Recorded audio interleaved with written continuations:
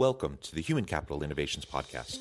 We're your source for personal, professional, and organizational growth and development, where we share original research, explore industry trends, and interview executives and thought leaders from across the globe. We hope you join us often for practitioner-oriented content around all things related to leadership, HR, talent management, organizational development, and change management.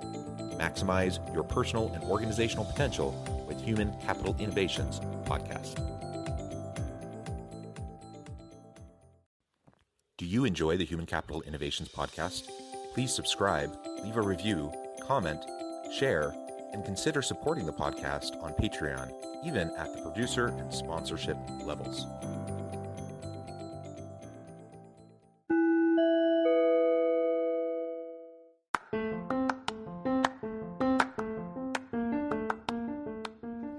Welcome to the Human Capital Innovations Podcast. In this HCI podcast episode, I talk with Alena Sviderskaia about leveraging a strength-based approach to leadership.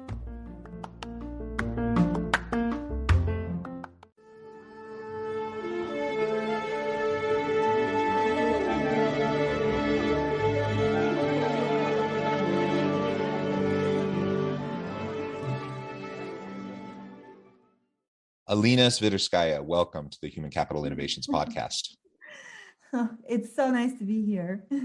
It is a pleasure to be with you, and I appreciate the thumbs up as I'm trying to get your name pronunciation correct, and I appreciate your patience with me on that one.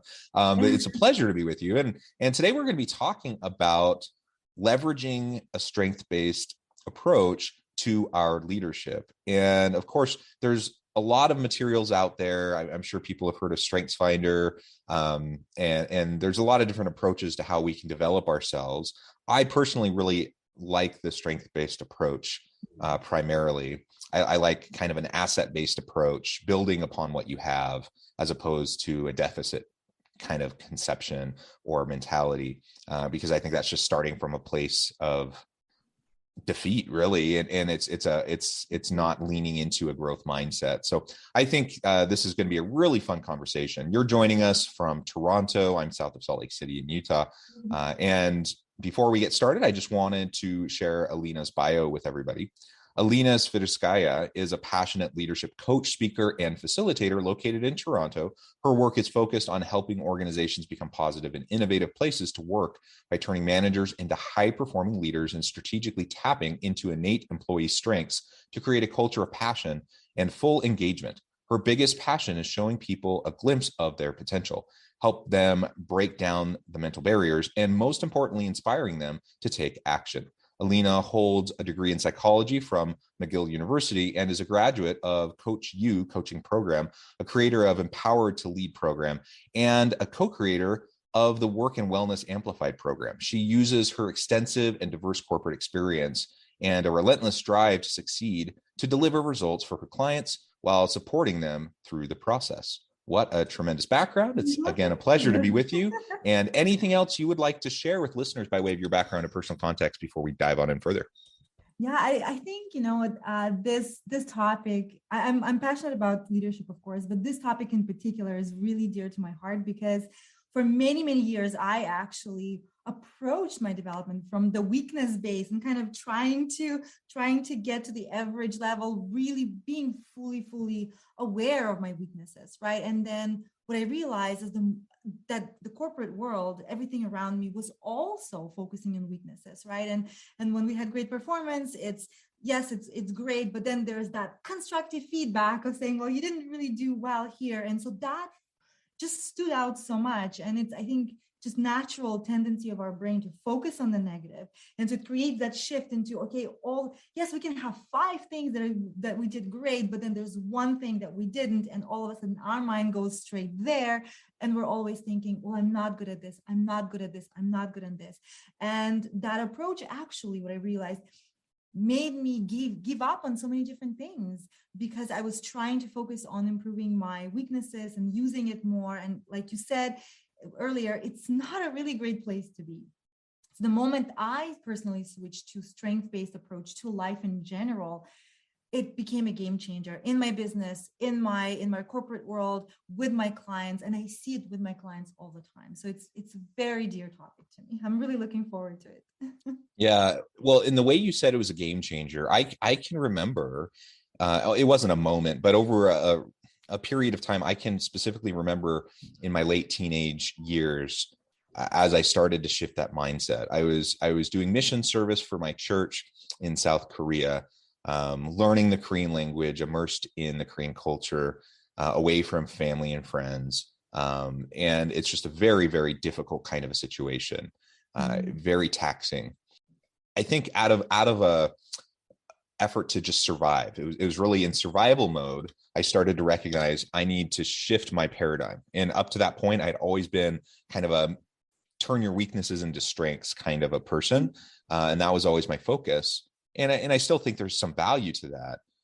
But because I was drowning in all my weakness in this context, that I had to find a way to focus on those things that I was good at and build upon those. And then over time, my weaker areas, I started to level up and started to become more competent in those areas as well. But really, by leveraging my strengths, I was able to have success far earlier than I would have been able to had I kind of waited around for all of these really weak areas to become strengths. Because the reality is many of those areas were never going to become strengths. They're never going to become strengths. It's just not my talent, right? And so you recognize your talents, you recognize your strengths, you lean into those, and it is rather freeing when you can let go of that burden, let go of potentially shame, embarrassment, potentially, what the imposter syndrome, whatever. You can let go of that and just recognize, I'm not good at everything, and that's okay. That's why we have teams of people around us. That's why we have others who complement our skill set, so that together, collectively, we can have the strengths needed to be successful. But I don't have to be all things to all people all the time.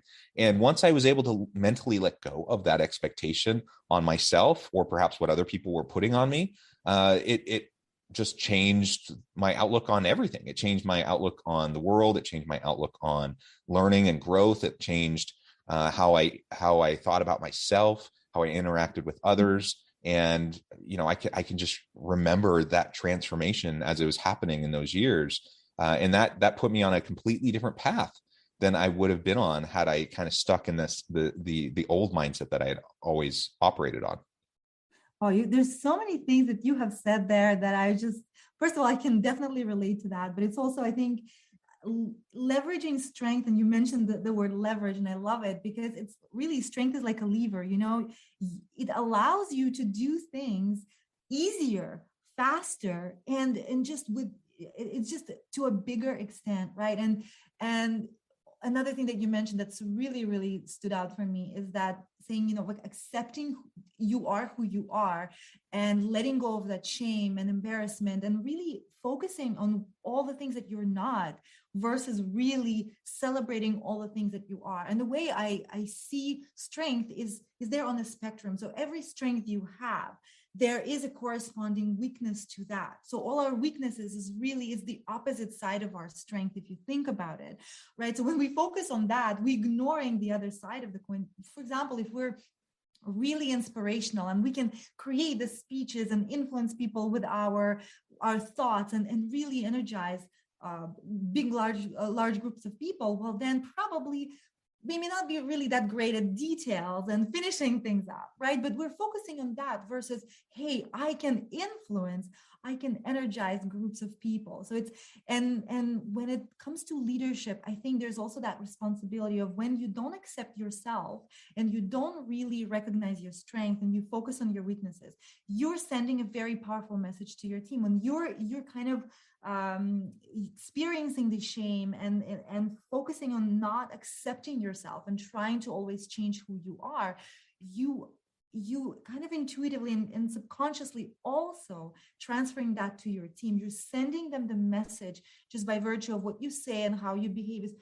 It's not okay to accept who you are. You always need to kind of focus and fix yourself. It's that place of fixing yourself because you're not good enough versus thriving and leveraging and celebrating. So I think just so many things that you said there. Thank you for sharing.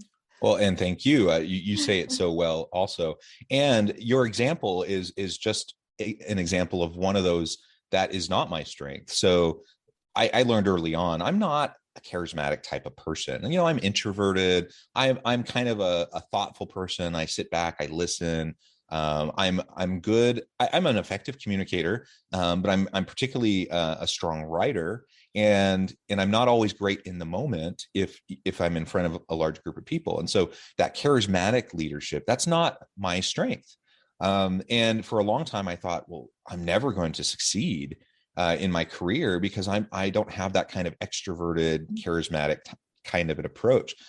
For a while I tried, and it wasn't authentic, and people can tell. Like it's just fake, and it comes off. It doesn't land with people. And so once I was able to let go of that and just be who I was and leverage, the kind of the quiet calm that I tend to exude when I'm around people, and just the consistency. I'm really good at things like consistency and just hard work and focusing on the needs of people and being supportive. Like, these are things that, I believe I truly have strengths in. And you know what? Those are important in leadership too. And so I'm just going to focus on those when the time comes that I need that kind of get everyone riled up, kind of charismatic kind of an approach. Maybe there's someone else on my team that I can have do that. And that's fine. And I don't have to be all things to all people. So once I recognized that specific area of myself, it really allowed me to unlock my energy towards what was going to be most productive. And the opposite would be true too. Like you said, if someone, not that it's mutually exclusive, you can be charismatic and detail oriented, but you're right. Sometimes people who are more extroverted and charismatic, sometimes they're not always as focused on the details. And if that's the case, that's okay. Like, have other people on your team that can chime in and tell you what needs to happen and follow up and focus on the details or those other areas that maybe you're less inclined to pay attention to. And that's totally fine. So again, getting rid of that burden of just expecting ourselves to be good at everything, or even, I would say kind of the cultural expectation that through enough grit, we can make every single weakness we have into a strength. While I love the general idea behind that, it's not realistic and it's not productive for most people. And most people will end up churning and churning and churning and just burn themselves out, get discouraged, and ultimately give up on when really, if they would just get up to speed. Like, if you have a weakness area, like StrengthsFinders always talks about derailers. So if you have a derailer, something that's really going to stop you from progression, do you need to work on it? Yes. Do you need to make sure that you can develop enough so it's no longer a derailer and you're marginally competent? Yes. But is that ever going to become your area of strength? Most likely not. And putting all of your energy into that is going to be a waste of time and energy when you could be focusing on things that are going to be much more beneficial.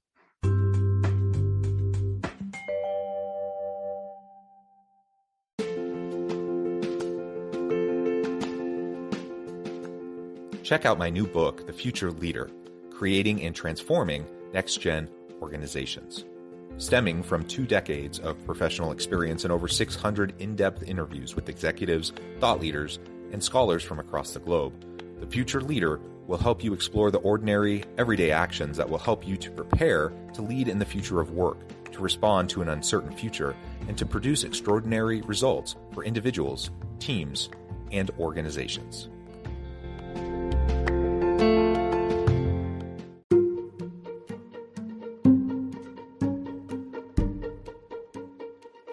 Welcome to the Human Capital Innovations Academy. Courses, micro-credentials, and certificates to upskill and reskill for the future of work. All HCI Academy courses, micro-credentials, and certificates are designed, developed, and delivered by award-winning and internationally renowned scholars, educators, thought leaders, executives, and practitioners. Our courses, micro-credentials, and certificates will help you make your mark on the future of work and make an immediate impact in your organizations. Check out the HCI Academy and our many course offerings and certificates to upskill and reskill for the future of work.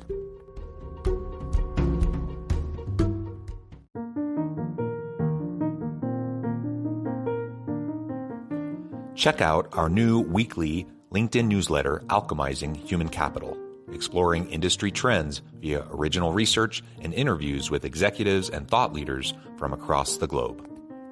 We look forward to having you join us.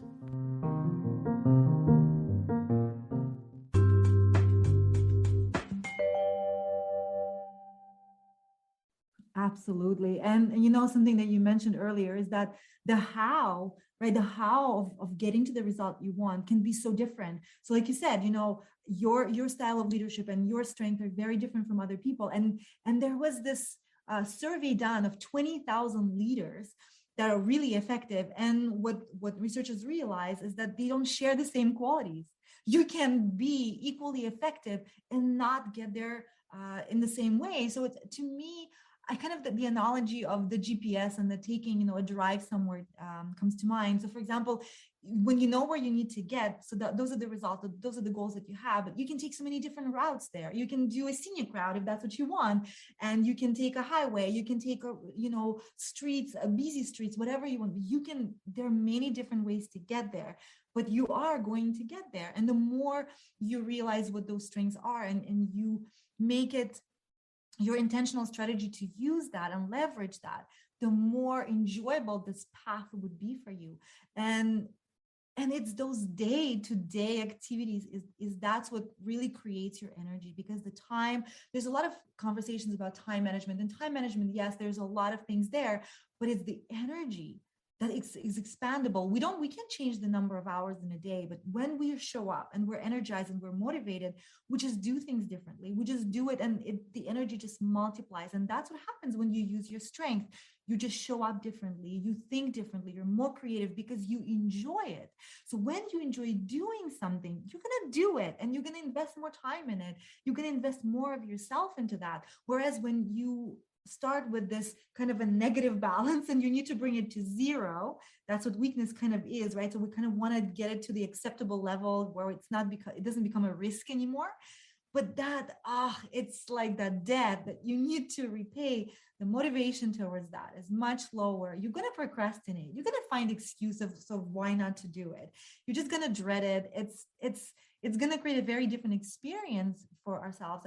And I just recently read about the survey that Gallup did, and it showed that only 1% of people get discouraged when their managers actively leverage their strength, versus 40% of people that get discouraged when managers ignore their strengths. That's a big difference. That's a big gap. So that leveraging our strength can be such a competitive advantage for leaders who are able to know their strengths, know the strengths of their team, and leverage. And like you said, it's about then partnering up with other people. And I think being well-rounded is really overvalued. It's like you said, it's nice theory. It's nice in theory, but in reality, being well-rounded, but having a well-rounded team is a much better concept than being a well-rounded individual. Yeah, absolutely agree. And so again, as we're talking through this, I think everyone listening is probably, thinking of similar kind of experiences and examples in your own personal life. I think that's super helpful. And so think about how all these topics, all these principles are applying directly to you. That kind of self-reflection is ultimately going to put you in a place where you have the best potential to, make a plan and perhaps in some cases shift your strategy as you work to develop yourself. One thing that you've kind of mentioned a few times, Alena, as we've gone through this conversation to this point, is about some of the different types of behaviors that we might go through as we're trying to develop a strengths-based approach. So what would you see as some of those key leadership habits or behaviors that we have to really become more comfortable with if we're going to leverage not only our own strengths as a leader, but also help our team to do the same, to recognize their strengths and to leverage them? So I think there's actually quite a few different ones. I think the first one is really this habit of being okay with asking for help, right? So it's when we're not strong at something, then we need to do something about it. We can't just if this is something that doesn't really matter, if it's a weakness that if we don't use it, we don't use it and everything is okay, fine, yeah, drop it. By all means, go ahead and drop it. And if nobody really notices that, but if it's something that's really required for performance of the team or getting results, then you need some strategies. And one of them is recognizing when you are not strong at this and asking for help.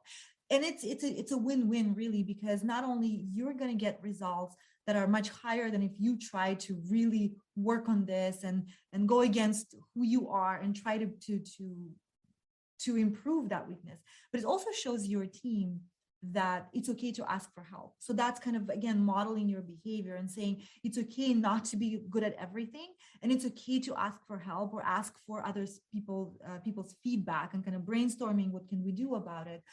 I think it's also a habit of curiosity, because recognizing your strength takes time. It takes space, because oftentimes we think we're self-aware, we're really not. And when we are strong at something, oftentimes we assume that if we like doing it, and if we're good at this, when everyone is good at this, well, what do you mean you don't want to talk in front of a lot of people? Or what do you mean you don't like to learn? Like, I think it's common, but just because we're good at that, it doesn't mean that everyone is good at that. So that's where we need to have a very, again, intentional approach to recognizing your strength, getting that feedback from other people. Maybe it's just doing the strength finder and getting that input from others. And also then being curious about what your team's strengths are. And that requires intentional focus, is maybe looking at their performance. Where do they excel? What are they really proud about? What are they excited to do? What is in their development plan that they kind of put forward and said, I want to develop this? And even asking them, what do you think your strengths are, right? So it's understanding what the strengths are, and then you can strategically leverage them. But it's also around then having a strategic approach to building your team, right? We talked about how it's better to have a well-rounded team. Well, that it takes effort, is recognizing the strength and then realizing, oh, I'm really good at, let's say, execution, but I need somebody who's really good at relationship building. So then when you build your team, is how do we focus on having that well-rounded team and then using their strengths to the best, to up level the results of the whole team. Yeah. And I don't think we can emphasize that last point enough, because I think it's human nature that we tend to surround ourselves with other people that are like us. Yep. And so when we talk, in theory, talking about creating a well-rounded team and a diverse team, not just racial, ethnic, gender, sexual orientation, diversity and such, but cognitive diversity, people with different approaches and styles and worldview, right? As we talk about that, I think everyone recognizes, yeah, that's important. We need to do that. But human nature pushes us towards surrounding ourselves with people who are like us, right? And overvaluing similarity and undervaluing difference. And so someone may have a strength that's different than mine, and I might even recognize that. The question is, am I secure enough in myself, and is my ego in check enough to recognize that a strength is a strength that can be leveraged? And I don't even need to play that game. I don't need to play the game of saying my strength is better than your strength. It's all about complementary strengths, right? Creating that well-rounded team. And just because someone focuses in a different area than I do on their own development doesn't mean it's wrong or it's bad. And just because someone focuses the same way I do, or their strengths are similar to mine, doesn't mean they're better, or doesn't mean they're going to be more successful. So we really need to be cautious about creating teams and falling into the trap of just surrounding ourselves with people who are like us, or people who will say yes to everything, or all those types of things, because that short circuits any of this kind of strengths-based approach that we've been discussing. Yeah, I love that you mentioned that bias that we have, right? And it's, again, the same way our brain is biased to see more, look for more negative things and focus on them, because it's meant to protect us. It wants to recognize all the dangers. That's why we're really focusing on all the negative and the weaknesses. But it requires to get off the autopilot. right? Because if we just continue with the flow, our brain is not going to take us to the right direction. And I also enjoyed the fact that you said, it's complementary strength. And the side bonus of that is that when we have complementary strength in a team, we are not competing as much, right? So because we all have our roles to play, we feel valued and we can work on our almost an expert status, right? Because we feel valued because we know what we bring to the team very clearly. We don't have to compete with other people. And I think this is also very important to have a productively diverse team. So cognitive diversity, I love that you mentioned that it's not just some external elements that, we need to be diverse in, but it's also points of view, the way we process information, all of those things, the strength and characteristics and skills. If we can leverage that, then it becomes 1 + 1 equals not 2, but 3 and 4 and 5. And the solutions that we can come up with, it expands the options, it expands the views of the situation, and we can just make better decisions. Yeah, well said, Alena. This has just been a pleasure. We've only scratched the surface, but I note the time and I'm going to have to let you go here in a few minutes. Before we go, though, I wanted to give you a chance to share with listeners how they can connect with you, find out more about your work, and then give us the final word on the topic for today. Yes, in terms of where to find me, LinkedIn is probably my virtual digital home. That's where I spend most of my time. That's where I post my content and trying to really help managers become leaders and elevate their skills. I also have a website, Sviderskaia.com. And in terms of the strength leadership, which is the topic, I thank you so much for having this fantastic conversation. It was just such a pleasure to talk about this. I'm really passionate about it. So I can see that you are as well. And it's just start somewhere. If you don't know your strength, it's okay. There's so many different assessments. There's so many different exercises that you can do. Ask people around you.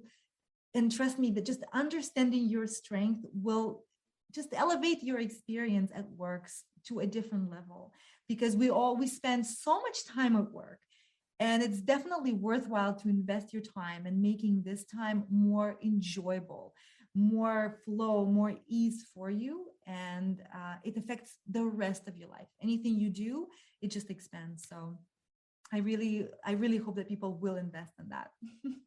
Yes, wonderful. Thank you, Alena. It has been a pleasure. I encourage listeners to reach out, get connected, find out more about what Alena can do for you.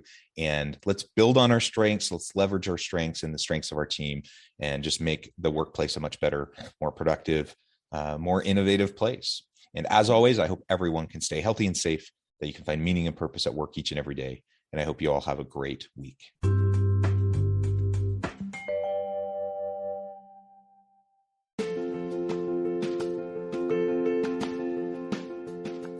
Bluer Than Indigo Leadership, the journey of becoming a truly remarkable leader.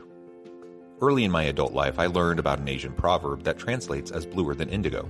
If you think about the color indigo, it is a brilliant, deep, and vibrant blue, what some would call the bluest of blues. To have something that is bluer than indigo is rare and truly remarkable. Contrary to popular myth, there is no one-size-fits-all or cookie-cutter approach to effective leadership. There is no silver bullet, no secret sauce, no go-to model that will solve all of your problems.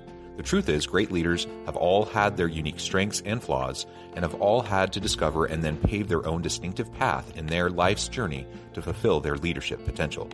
Bluer Than Indigo Leadership will help you discover your own path and explore those ordinary, everyday actions that will help you respond to an uncertain future and produce extraordinary results for individuals, teams, and organizations.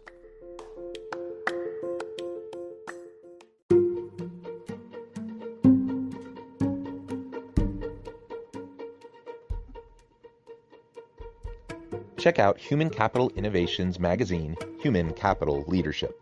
Human Capital Leadership is a free, interactive e-magazine with the mission to help individuals, leaders, and organizations find innovative approaches to maximize their human capital potential. We publish issues quarterly in August, November, February, and May. Take a look at the latest issue and let us know what you think.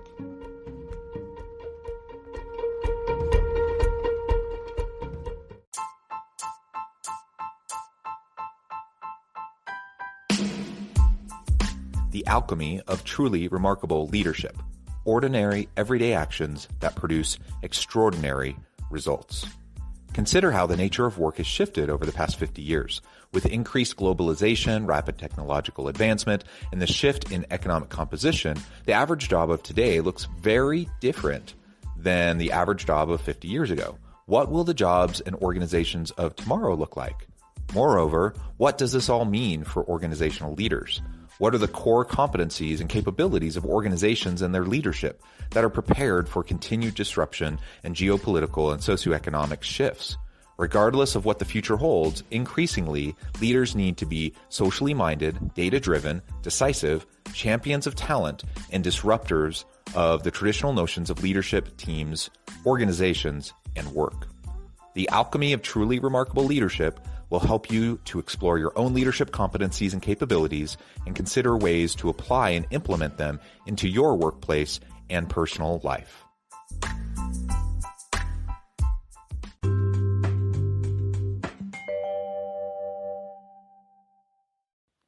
Do you enjoy the Human Capital Innovations podcast? Please subscribe, leave a review, comment, share, and consider supporting the podcast on Patreon, even at the producer and sponsorship levels. Thanks again for joining us for this episode of the Human Capital Innovations podcast. I hope you stay healthy and safe and that you have a great week.